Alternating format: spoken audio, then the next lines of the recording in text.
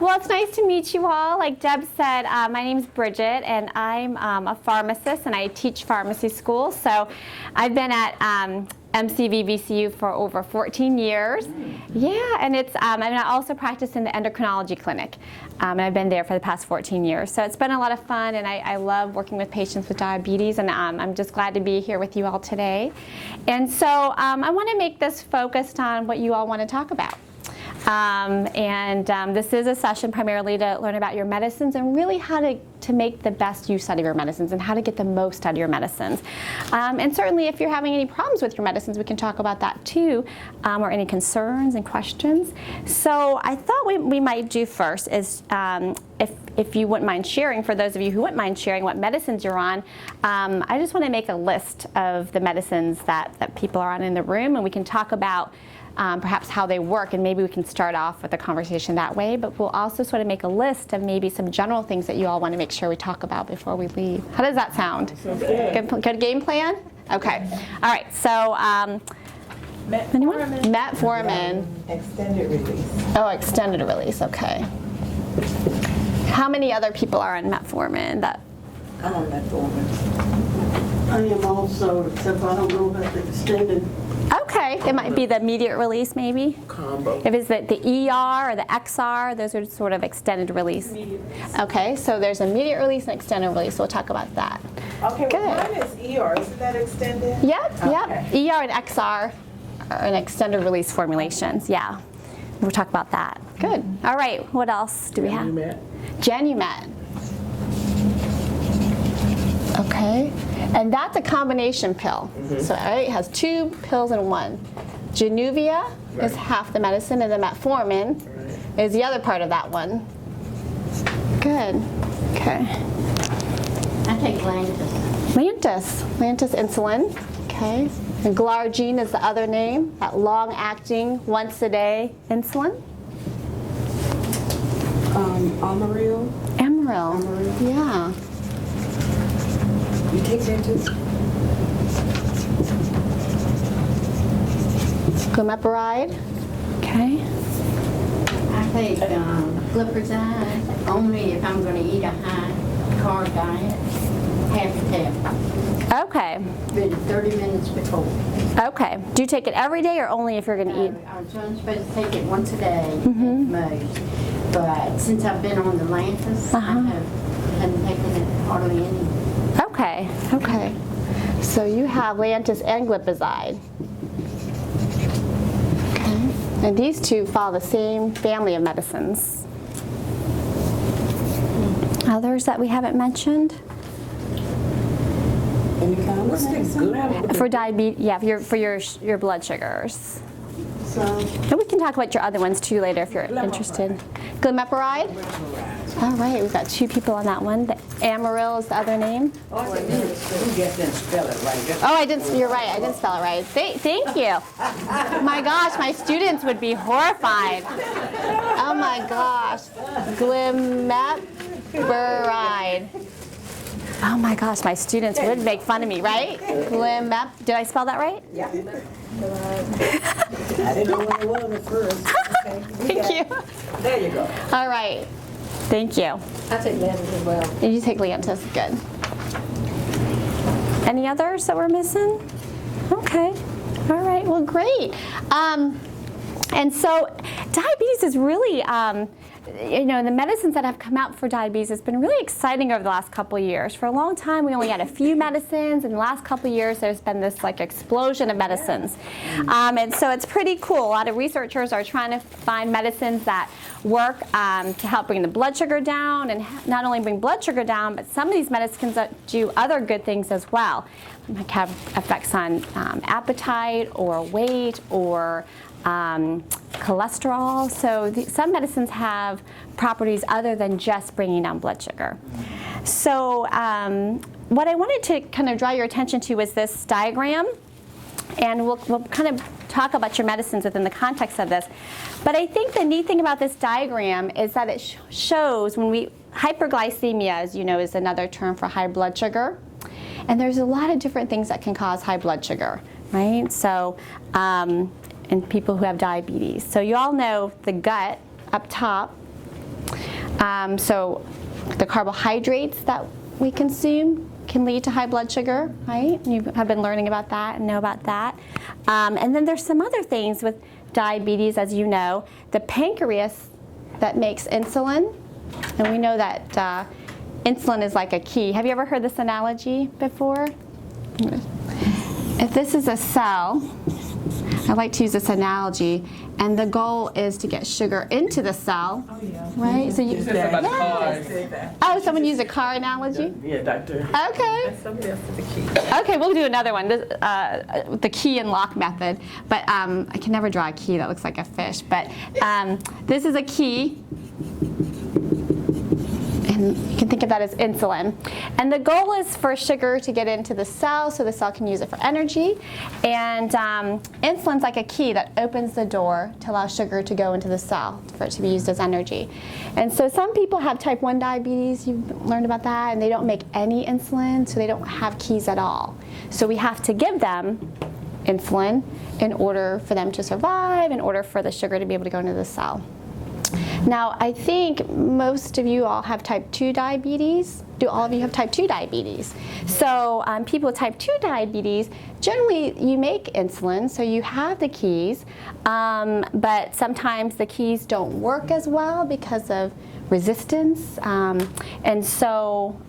then over time with type 2 diabetes, some people even don't make enough keys or don't make enough insulin over time. And so sometimes then we can give patients insulin to help bring their sugars down.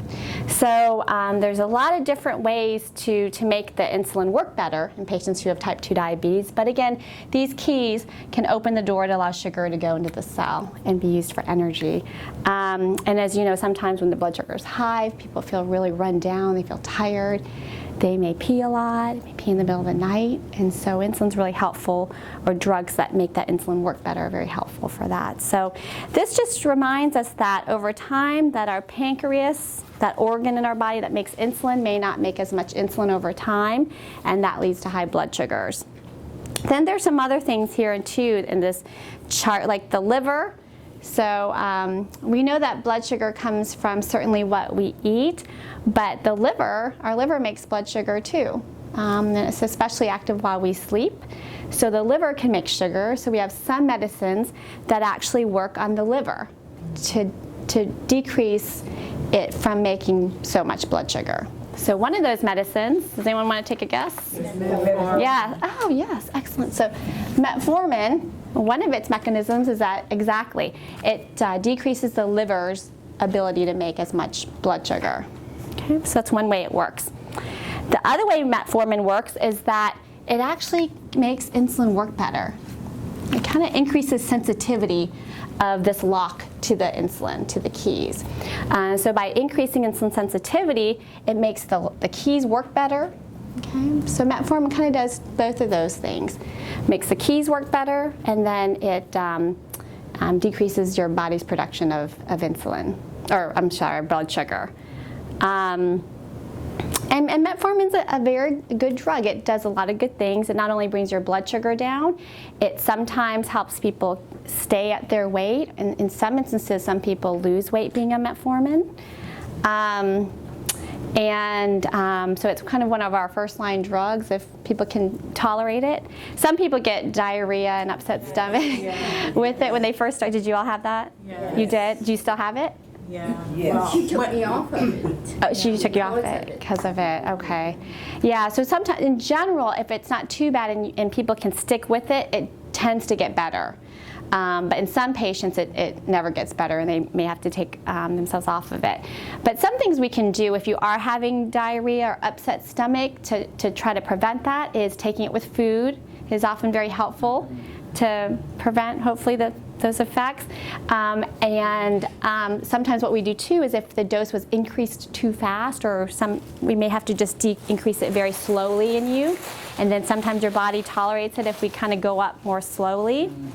And I don't know if that helped you all. Sometimes we can put people, instead of the immediate release, we can put them on this extended release formulation, and sometimes they're able to tolerate that better than the immediate release. The immediate release, they're both the same drug, it's just that the immediate release has to be taken 2 times a day. like one with some with breakfast and some with dinner. Whereas the extended release, the XR, the ER, can be taken all at once. So if you had like 4 tablets, let's say you were taking, you could take all 4 of those tablets with breakfast or all 4 of those with dinner. And sometimes that's easier for people. I mean, we lead hectic lives, and sometimes it's easier for us just to be done with our medicines and take it all at once. I don't know. Do you all take it twice a day or once a day? Twice a day. Twice a day? So Okay. you're saying, excuse me, but you were saying take 4 pills instead of twice a day? Yeah, so it depends on your dose, and it depends on how many milligrams. Are you on the 500 milligram tablet or the 1,000? 1,000. 1,000, okay. So normally the maximum dose of that medicine, of metformin, is 2,000, right? So you could take all 2,000 milligrams at one time. Yeah. You could do it all at breakfast or all at dinner, if you're able to tolerate that, if that's But I easier for you. take 2 at one time and 2 at the other time. You take it. No, it's not. I'm lying. Let me No, I'm not. Wait a minute. Dr. Koehn said get it right. So you said. Yeah, I'm doing the 2 500. Do you have 500 maybe? Yeah, my pill is 500 Wilma? each. Yeah. Maybe you all have it. Yeah. Okay, perfect. 500. Yeah, so you guys have the same. So if it's a 500 pill, Is that big? yeah, they're kind of a little big. Yeah. Well, I know it was 1,000. Yeah. So you could take. 1,000 the next. So you could do that. You could do 500 or 2 pills of the 500 or 1,000 in the morning and 1,000 in the evening. But you could also, with the ER XR, you could take all 4 pills at one time too. You could do that. Is one of the side effects heartburn? Because that's one of the things I'm starting to have now. It is it? That's not an overwhelmingly common one. I mean, in general, GI stomach upset and diarrhea. Yeah. But medicines can cause any side effect in any person. So I think it's it's certainly worth talking to your doctor about. It's worth trying to note. Anytime you notice anything new in general, I try to take note of what might have been going on at the time that happened, or if there's a time if you missed your metformin, did you still have that same heartburn? But if in the days that you missed your metformin, you didn't have the heartburn, and the days you took it, you did have heartburn, that might suggest it might be your medicine. But just trying to keep track of any new thing that you're feeling, new symptom you're feeling, and trying to relate it to something. If it's every time you take the metformin, or it happens even when you don't take it. Yeah, it's hard to tell. Yeah, sometimes keeping it in a book is helpful. I've started keeping a binder. Actually, you all have binders. A binder of my health records, because especially when you have more than one doctor, and maybe they're changing things and you're getting new information, it's great to keep them all in one place like you guys are doing. Yeah. So that metformin drug works by those 2 mechanisms. It decreases your body's production of sugar, and then it makes your insulin work better. And then we talked about the weight as well, and taking it all at one time.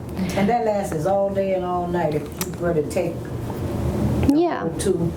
Yeah, if you took them all 4 at one time. Yeah. It lasts all day and all night. Theoretically, it's supposed to last 24 hours. Yeah. Yeah, theoretically. Good, because, well, I got to ask Dr. Koehn. Yeah, ask Dr. Koehn if that'll work for you. Yeah. Yes. I mean, and especially if you just miss those 2 pills in the evening. Some people have a hard time sometimes of the day taking medicines twice a day, and we know that. We know that the more times we add medicines, once a day is a little easier, twice a day a little harder for most patients, 3 times a day even harder, 4 times a day kind of hard. So you just got to weigh what works for you and talk to your doctor to see if that would work. Yeah, but that's a possibility. Yeah. It caused me to have an irritated stomach because I had just had an upper GI. Yeah. And they didn't find any ulcers or cancer, but they found an irritated stomach. And I think it's metformin. That was metformin was causing that. So did they stop that? So I've got to talk to my doctor first. Okay. Yeah. And do you take it with food? Yeah. Yeah, you take it with food. Yeah. I had kidney issues with mine. You had kidney issues. Okay. Yes, you're right. Thank you for bringing that up. So this medicine, the way your body gets rid of it is through the kidneys. So if anybody has their kidneys aren't working 100% or they're not working as well, sometimes we avoid giving it to patients who have some kidney problems because then we worry that it'll build up in the body. So that's true. And then sometimes if you get a procedure like a certain procedure where they put in dye, where they need to do that kind of procedure with dye, we may have to stop it temporarily too, because the dye can sometimes harm the kidneys. So, but yeah. Are you still taking it? I had cancer and I was getting the scans and 2 days in between and not taking it. And Yeah. I don't know what happened, but anyway, just had some problems. Yeah. I couldn't Yeah, leave I the had house cancer or for something. Yeah. till afternoon. What did you? I'm I sorry. couldn't leave the house until afternoon. Oh, because of the Diarrhea. diarrhea and oh yeah, it's a real concern and it really does affect some people. And for some people, we try all those different things and it still causes problems, so we just stop it. What about with acid reflux? With acid reflux. Are you? That's what I I have said. acid reflux, Yeah. and I have to take Nexium Yes. once a day.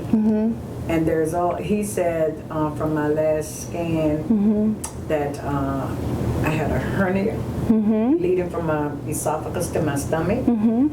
And he said nothing for me to worry about. Just continue taking my Nexium. So So there's nothing to worry about. that's what he said. Yeah.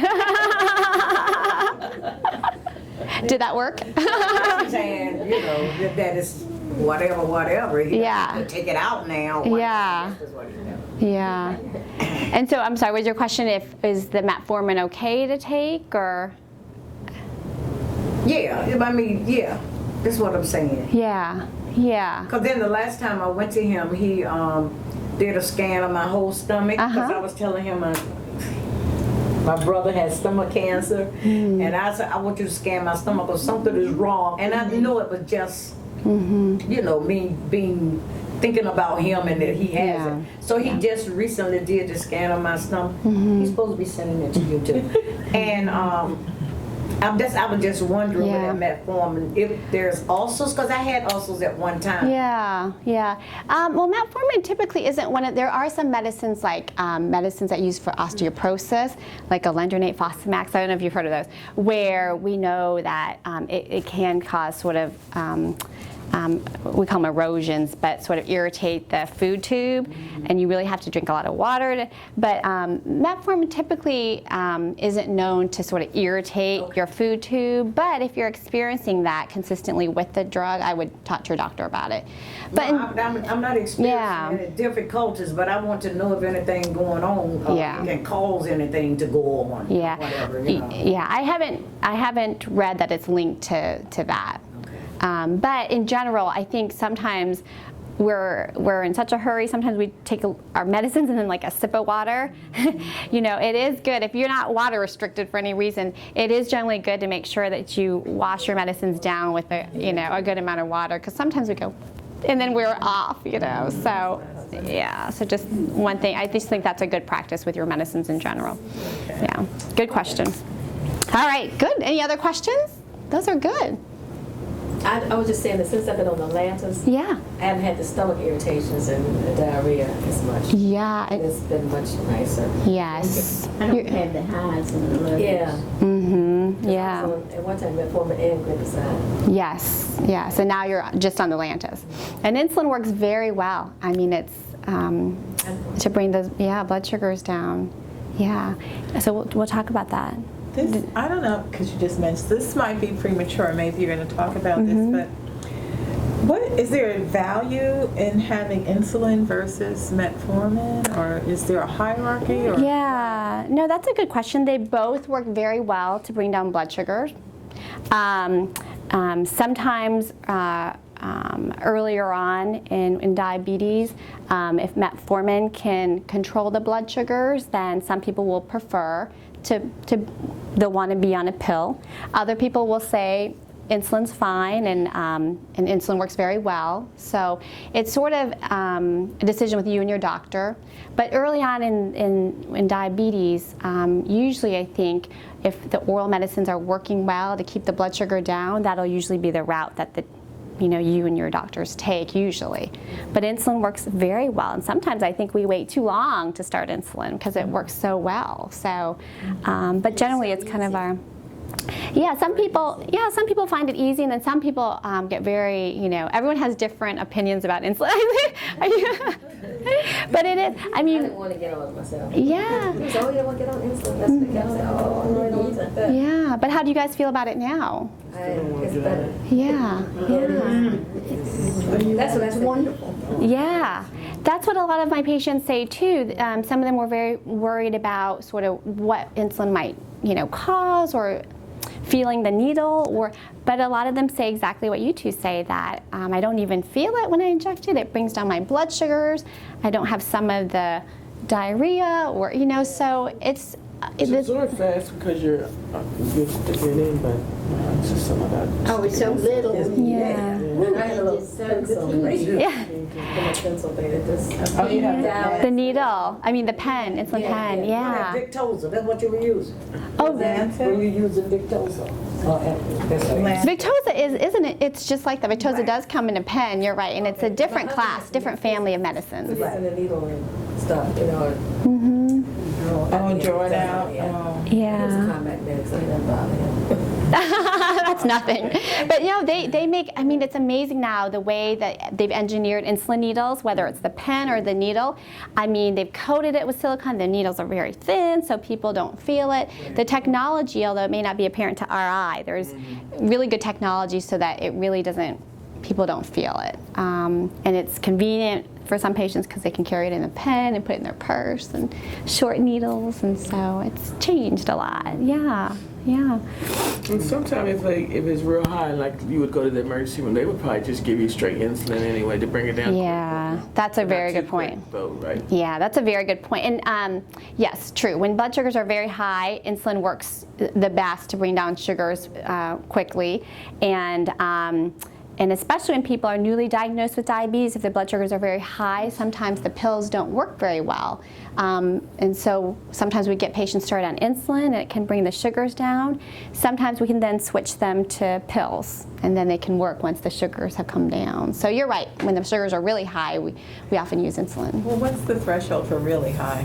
Where does it start? Yeah, so you mean for insulin? Yeah, Or, when you said blood sugar, what value? yeah, so that's a really good question, because you know how blood sugars, as you all know, can go up and down according to what you're doing, your day, what you eat, and so it just depends on the scenario. If you're someone who presents to the emergency room and you've had it's newly diagnosed and you've had high blood sugars for a long period of time, apparently, Your urine. yeah, like Spilling it in your urine. You're spilling it in your urine.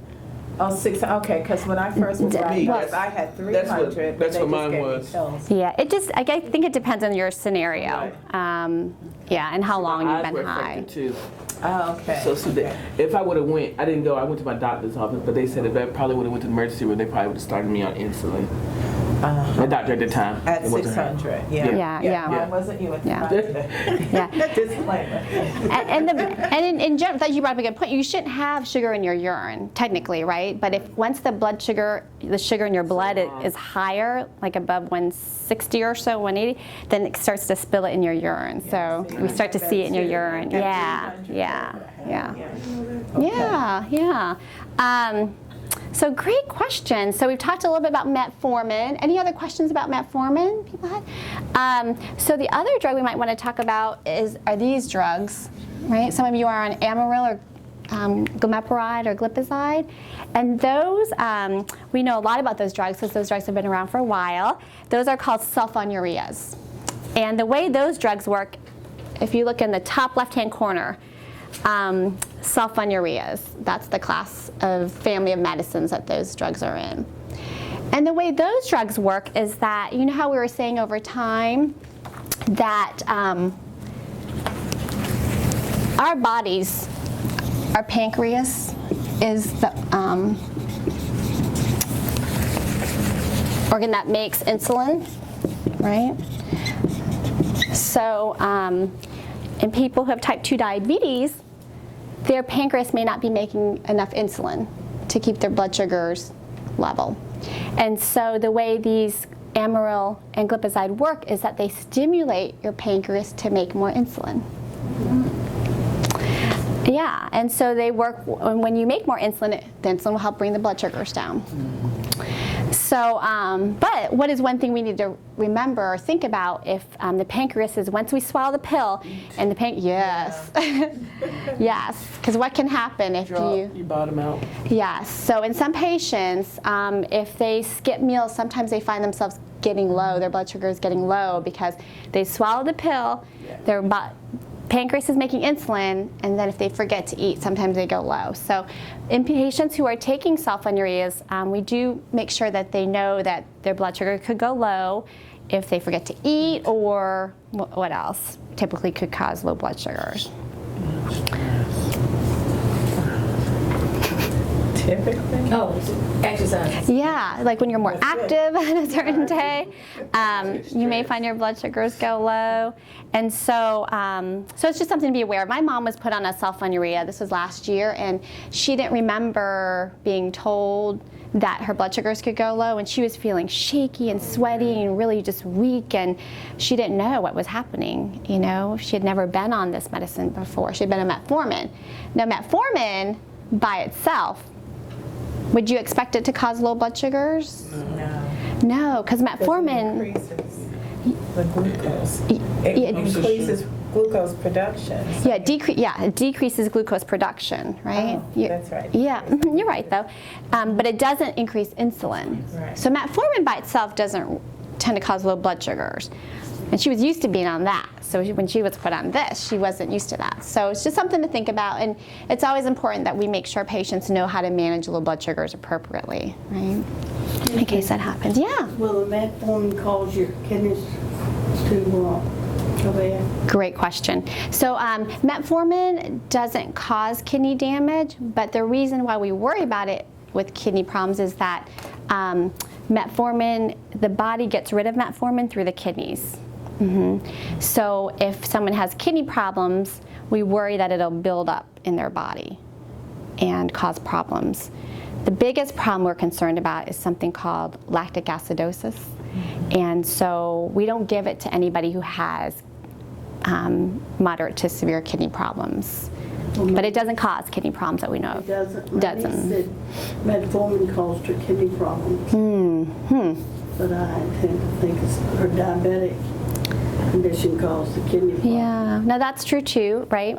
You're right. Uncontrolled diabetes over time can lead to kidney problems. You're exactly right. And that is definitely a reason why we want to keep blood sugars in the target range to hopefully prevent kidney problems and eye problems and nerve problems. But metformin, no, I don't know of any reports that it's caused kidney problems. But you're right. I think your theory might be more likely. Yeah, good questions. Great questions. So that's the way these drugs work for those of you who are on these sulfonylureas. They basically, like you all said, stimulate the body to make insulin, and so it's important to just be aware of those things that could cause low blood sugars and eating and knowing how to manage it if it happens. And someone said they were on this Atlantis, is that right?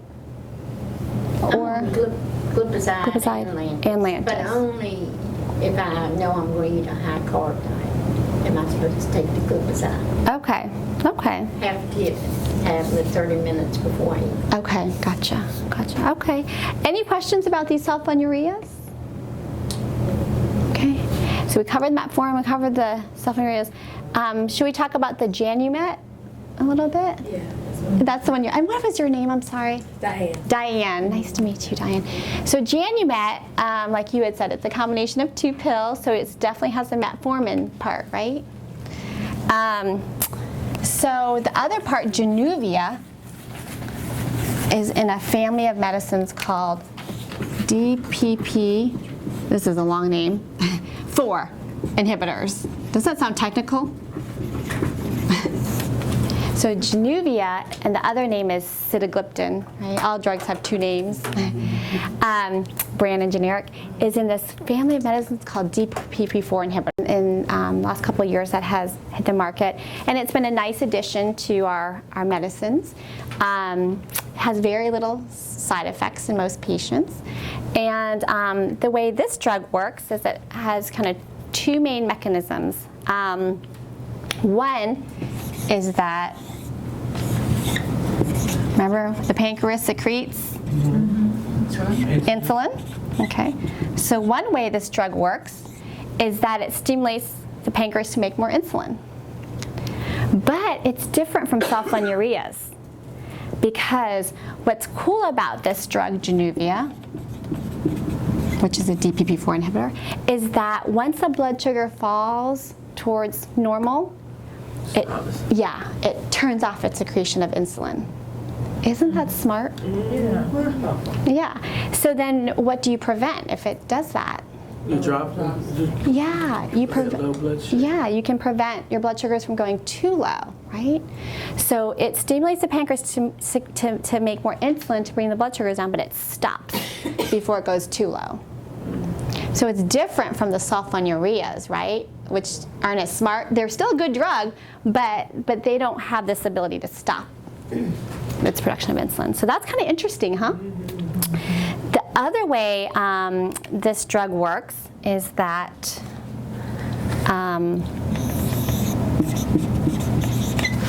you remember how we said the liver makes makes glucose.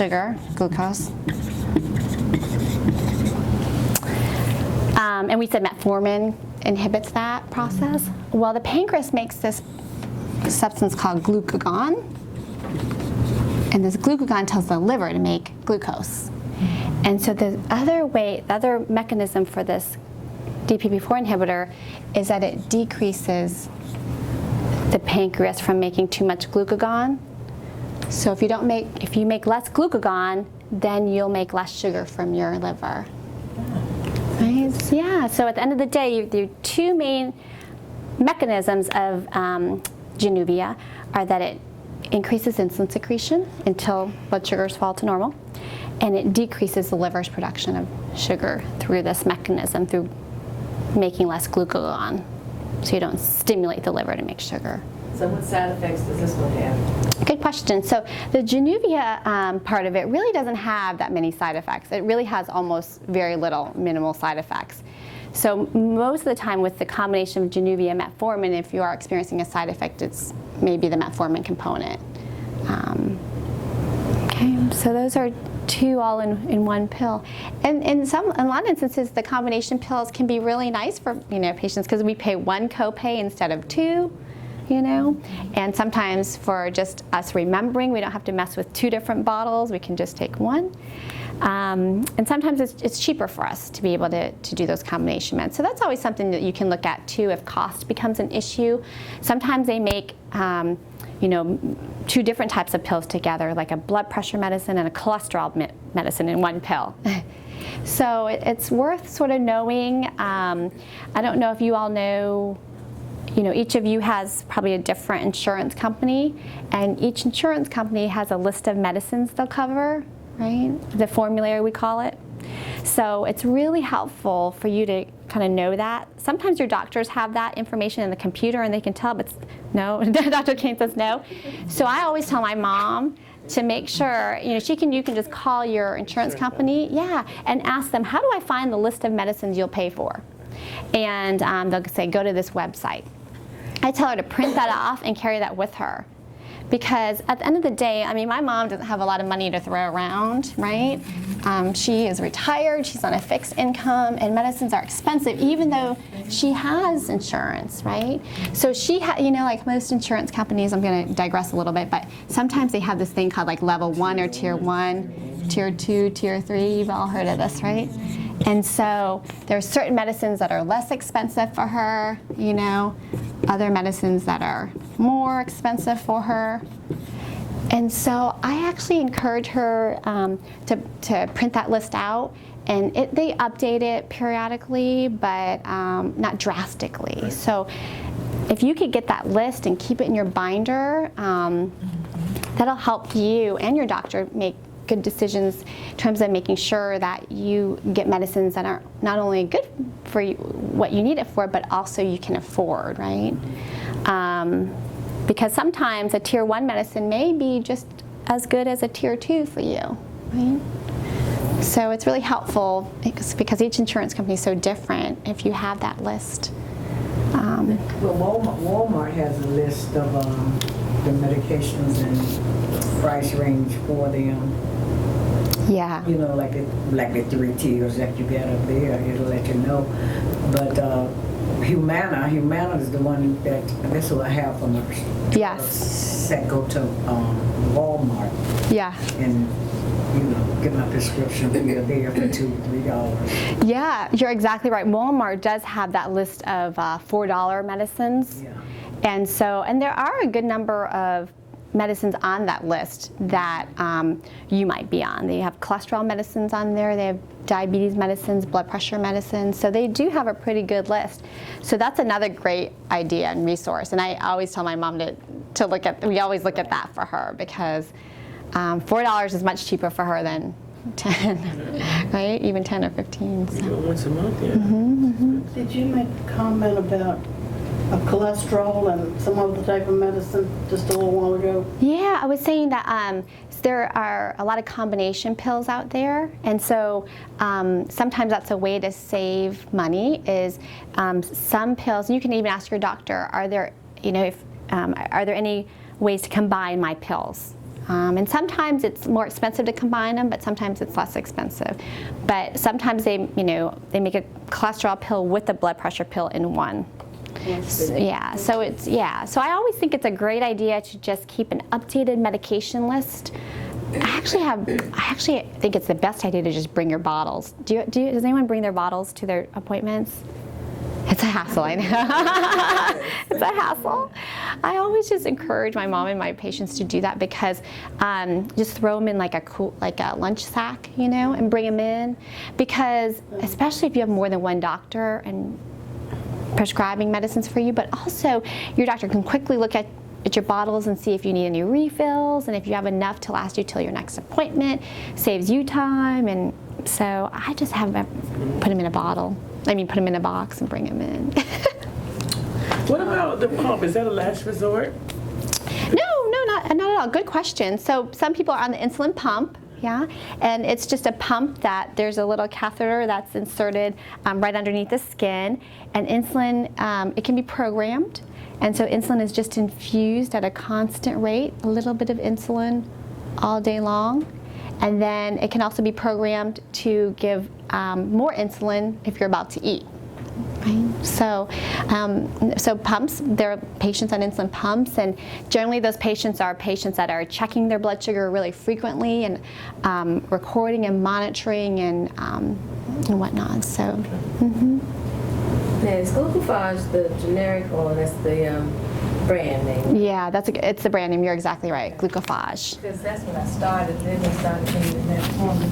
Yes. What do you think about the generic as opposed to the brand? Good question. So this is the brand name for metformin.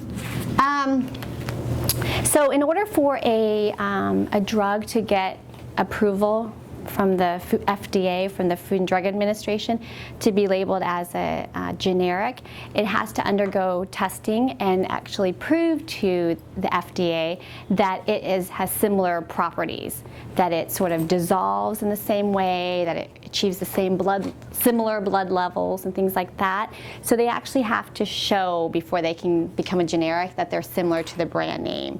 So for the most part, really, for most medicines, brand and generic are just as good. I encourage my patients and my mom to use generic medicines. Occasionally, there may be a class of medicines where a particular provider may feel like the brand name may be better for that particular patient. Like some thyroid pills, some people feel like that the brand name has less variability than the generic. So there are some instances where your provider and you may talk about really sticking with one brand or of medicine. But in general, they're pretty similar for most medicines. And I don't know how well or how many people that they would do it, but if you have a drug that is really, really expensive, like that Nexium, that's a really expensive drug. Yeah. You can sometimes get the pharmaceutical company. Yes. Very good point. So, yes, so medicines are expensive. I'll say it again because they're expensive, and even if you have insurance. And so there's different things you can do. Like you had mentioned the Walmart $4 plan. You can talk to your doctor to see if there's something similar that's on the $4 plan that you could be switched to. But there are also companies that will, if you fill out the paperwork and you qualify, they'll actually send you the medicine for free or send it to your doctor's office. Because I really couldn't afford that with Dr. Farrell. Yes. So I just couldn't afford it. Yes. What I said it was, and I forgot just that. Nexium, yeah. Yeah, and Yeah. I got with the pharmaceutical company. And, Yeah.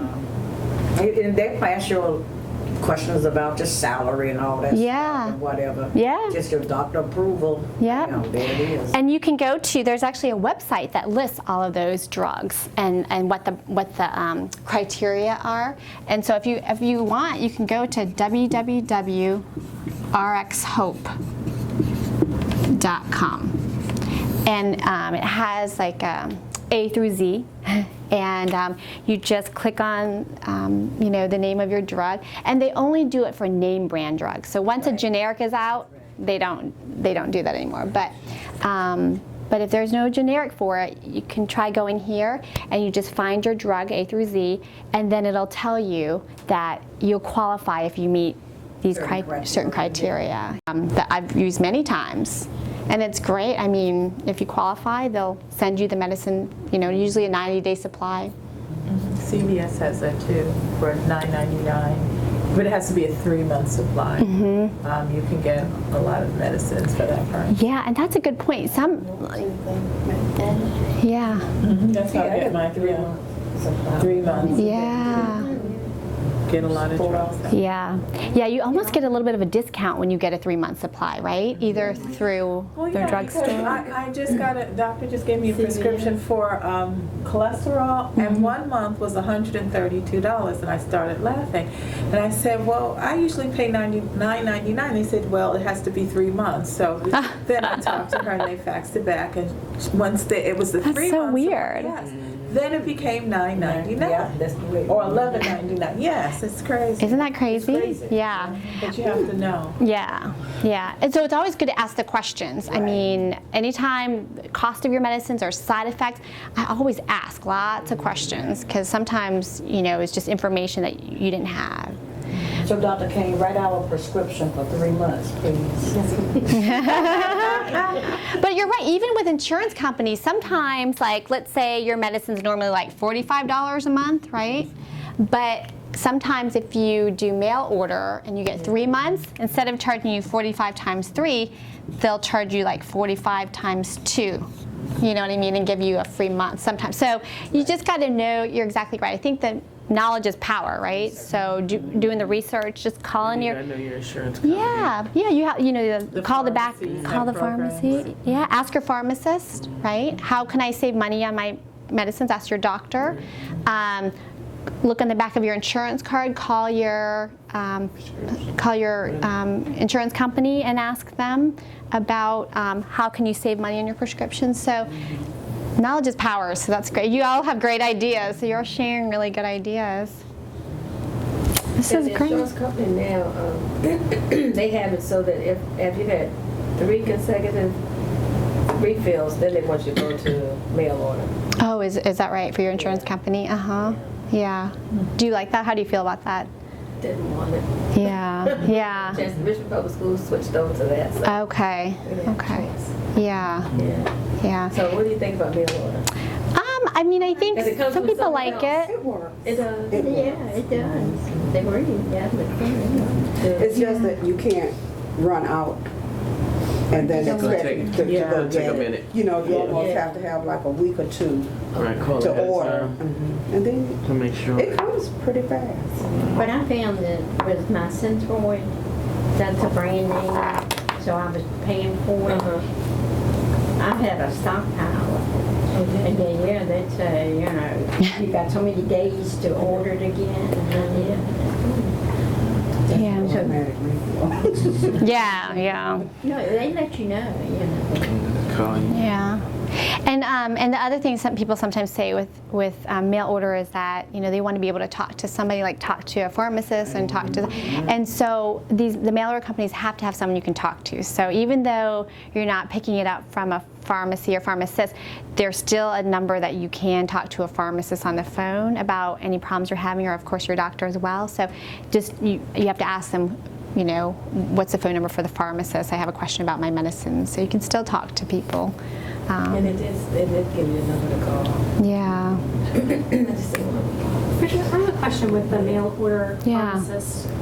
For my patients that use like the local CVS and Walgreens, they're keeping track of all the different providers, and I will get notifications from them if there's a drug-drug interaction that they're worried about because there's another provider Yeah. who didn't know about it. Yes. But I don't necessarily get that kind of feedback from the mail order companies. So yeah, if they're filling the two prescriptions, if you're getting both prescriptions filled through that mail order, they have that information, right? Because they're filling both of your prescriptions, so they would know if they interact. But it's possible if you fill one of your medicines at Walgreens and then you fill one at the mail order, those computers may not be connected, and so they may not talk. So that's the tricky part. It is always best to try to get your medicines as much as possible from one place. But do the mail orders notify, even if you use all your medications from that source? Yes, they should, absolutely. They should, yeah. All those systems now are set up so that they can detect problems. They can't detect all problems because sometimes you need to talk to people, but they can detect some of the basic drug-drug interaction problems if you get them filled all at that mail order. So if possible, it is a good idea to get your prescriptions filled at one pharmacy. And if you can't do that, it is always a good idea to bring all your medicines to your doctor's office so that somebody is looking at all your medicines together. Yeah. Yeah. You guys are really great questions. What other questions do you have? I think we talked about, and the Lantus, did we cover that? No? So that, how there's different types of insulin. Do you want to talk about that for a minute? The Lantus, yeah? Yeah. Okay. So there's a lot of, types of insulin out there, right? And I like to group them up into two types, like mealtime insulin, right? That's the kind of insulin we take, patients take whenever they eat. And if they don't eat, they don't take that. And the other type of insulin we call basal insulin. That's kind of a longer acting insulin. And so you remember how we talked about patients with type 1 diabetes don't make any insulin, right? And then people without diabetes, what happens is that their pancreas secretes kind of insulin all day long, right? So someone without diabetes. And then when they eat, their pancreas spits out some insulin, makes insulin, right? So whenever people eat, insulin gets released to bring down the blood sugar from the food they're eating. So that's what we try to mimic. If someone had type 1 diabetes, then we would give them, a basal insulin. Some of these are like Lantus or Glargine. I don't know if you've seen, you know this one. NPH or Dedimer. Levemir is the other name. That's sort of the background insulin, right? And they all don't look like this. This is what Glargine looks like. But these other insulins look a little bit different. But Glargine insulin basically is a 24-hour insulin. And whereas this insulin lasts about 12 hours. Glargine lasts about 24 hours. So when it's injected into the skin, I don't know, some people, what doses of insulin are you all? 15 units. 15 units, okay. And 16. And 16? And 16. Oh, it's very similar. So when you inject, and some people are on like 80 or 100 or more, but when you inject that Lantus insulin, what it does is it releases just a little bit of insulin in your bloodstream over 24 hours. And I have patients who are on like 60 or 80 units, and sometimes they're nervous about injecting all that insulin at one time, but once I tell them, it really, even though you inject that 60 units, it's just a little bit of insulin over 24 hours. And that's how that insulin works. But you know, I know people, they say that Lantus does not lower your blood sugar. I don't take it, but I give it to my father. Yeah, yeah. And I have found through experience that if his blood sugar is under 200, and I give him his usual dose of 12 units, Yeah. his blood sugar will drop to 65 or 67 the next morning, even with a snack. So I treat Lantus when it's there as like the others where I just say, okay, I have my own little thing, all right. If it's 185, I'm giving him 6 units. So that because it really does work that way. Now over 200, Right. it doesn't have that effect Right. for him. So when his blood sugar is below 200 and he takes Lantus at bedtime, he'll wake up with blood sugars in the 60s sometimes. yeah, very low sometimes. Yeah. So I just learned to just stagger it based on the readings, and he always takes a snap with that. Yeah. So. Yeah, and I don't know if he's had a chance to talk to his doctor about whether that dose is too much for him. Well, I or... talked to the doctor, but if we do 6 or 8 units, then it really, I mean, if it's over that, it really doesn't do anything the next morning. I mean, his sugar might be 197. So, but because of his age, they're more concerned about it dropping 100 or below. So they don't care if it's 180. That's fine. They're more concerned about low blood sugars in him. 92, so they're not really concerned about long-term. Absolutely. So they're more worried about causing lows. Yeah. Absolutely. That was sliding scale. Don't they, See, that's what I was trying to say. No, they say with Lantus you don't, but I found that you do sometimes. You do your own? Yeah. Yes. Yeah, and you're right. I mean, some patients are very aware of sort of, in certain scenarios they may need to take a little bit less insulin or a little bit more insulin, and you become very aware of that, especially by monitoring your blood sugars. Do you all write your blood sugars down? That is such a great practice to get into, just writing them down, because then you can see sort of patterns in your blood sugar, and you can see what things kept your blood sugar in target, and what certain days your blood sugar may have gone up or went down too low, and then you just kind of learn from that. So it's actually like a learning tool. So the blood sugar log isn't just for Dr. Koehn. it's for you all to kind of learn to see what things affect your blood sugar. So that's great you do that. Does emotions play a part? Yeah, good question. Does emotions play a part? Yeah, emotions can play a part in blood sugars, and stress can increase blood sugars. Were you Talk about that in a little bit. Oh, are you talking next? Perfect segue. Yeah, that's great. We're going to talk about that next. Great question. You all have really good questions, I have to say. Better questions than our students. They're really good questions. We're doing diabetes now, actually. Yeah. Well, I know we're at the end of our time. Are there any other questions that you all have? Okay, and there are a whole bunch of more other medicines we didn't talk about, but really not relevant since we're not taking them anyways. We can talk about those at a future time if you ever get put on those. Question, please. When you take your insulin stuff in the morning, should you take it in the morning? Good question. So so you just have to talk to your doctor about the type of insulin you're on and when to take it is the best time to take it. With Lantus, because it's a 24-hour insulin, you can technically take it at any time of the day. 9 p.m. Yeah, and the goal is just to take it around the same time each day. So if you normally do 9 p.m., then you normally do around that time each night. NPH lasts 12 hours, so typically to give you 24-hour coverage, you might be on it once a day or twice a day. And Dedimer, the same thing, you might be on it once a day or twice a day. And then these other insulins, Lispro or regular Aspart, Novolog, these are mealtime insulins. And so these are really quick acting, they work quick, and you just take them when you eat, and when you don't eat, you don't take them. Now, what are some of those? Good. Yeah, so some of those names are Lispro or Humalog, Aspart, I don't know if you've heard of some of these, or Novolog, Glulisine, or Apidra is the other name, the brand name, or regular insulin. So these we typically call mealtime insulins, and you take them when you eat, and if you don't eat, you don't take them. But these kick and reads are rapid acting, so you have to eat right away when you take them. You can take them right before the meal, or during the meal, or right after the meal. Regular, you take about 30 minutes before you eat.